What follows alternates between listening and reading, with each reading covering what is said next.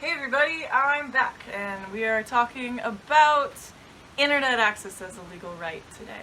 Now this one I have some pretty strong opinions on. I grew up in an environment that was financially restricted, and I also grew up with a brother who is physically disabled, so I've seen things from a lot of different perspectives. And so I can't really disagree with anything that any of them were saying. There was a lot of conversation revolving around advocation and how somebody who might deal with a disability has to put so much extra mental and emotional labor into just trying to fit into the box that our society places for each of us, to the point where, self-advocating is just an extra level of effort that we shouldn't have to do. I mean, we should notice that if there's a barrier in society for somebody, then we should be able to work around it. When we think about the current situation in the world and the pandemic that's going on, we see everybody turning to the internet for help with everyday things. And you see a lot of educational institutions going towards internet access as well, and doing online courses. It's one thing to say that our programs are accessible, we have subtitles and descriptive video, but that's just considering two types of disabilities under a wide array of barriers that could set us back.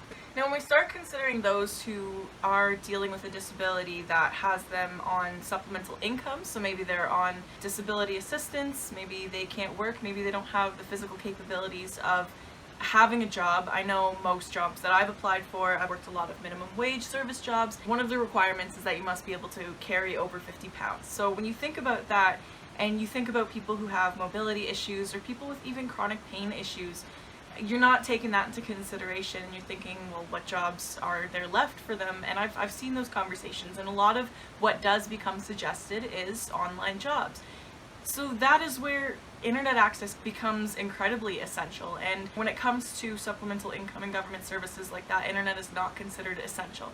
Despite the fact that in 2016, the chair of the CRTC, and for those who don't know, that's the Canadian Radio Telecommunications Services, he said, "It's the future of our economy, our prosperity, and our society. Indeed, the future of every citizen requires us to set ambitious goals and to get on with connecting all Canadians to the 21st century." Preach. I agree with that so much. And look at what we're doing here. This entire conference has been made online. And what if there are folks who are in a certain position where they don't have access to internet? They can't just go to a coffee shop, the library's closed, everything's still closed. I know that everything's becoming a little bit more easy and a little bit more lax, but everything is still closed. So if you don't have internet access at home, you can't just go out and do that. And when you have a conference like this all week long, morning to evening, then it becomes very, very difficult for somebody with those barriers to access it. So I really, really agree with what he said, and that was in 2016. Now, luckily, the Canadian government put in the Canada Accessibility Act, and that is to make Canada an accessible country, accessible for all by 2040 is what I was reading.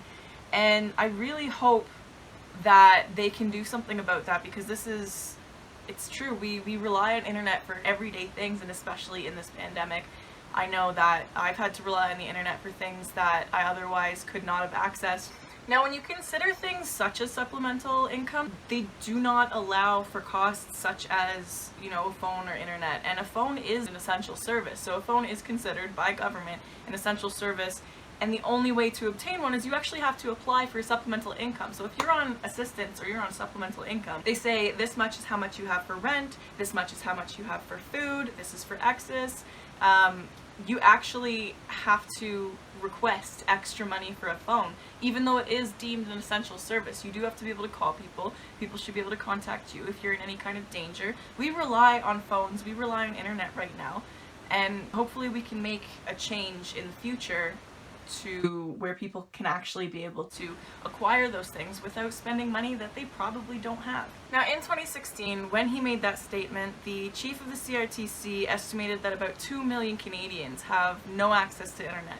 And in 2016, the internet was still pretty popular then, but it's booming now. It's absolutely booming. So I did the math, and they wanted to bring it down to about 10% by 2021. It's still about 2 million people.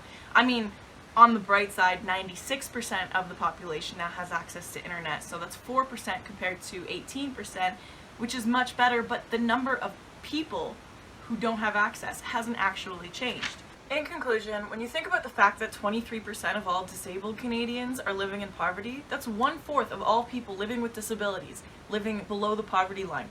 And you have internet access that averages about $83 a month.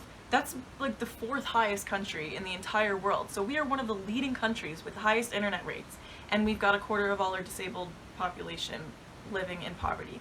How are you supposed to account for an extra $100 a month when our supplemental income and income assistance is already so low? I think it's time to determine internet access a right. I think it's time to consider how we can make it accessible for all those. Even if we can't just give free internet for all, I think it's time to start considering internet access as an essential service when it comes to supplemental income. Because some people just can't access things the way that other people can, and honestly, the internet is a lifesaver for some. So hopefully we can reconsider that. I mean, the CRTC already thinks it's an essential service, so I think it's time that we prove as Canadians that we feel the same way. Thanks for watching.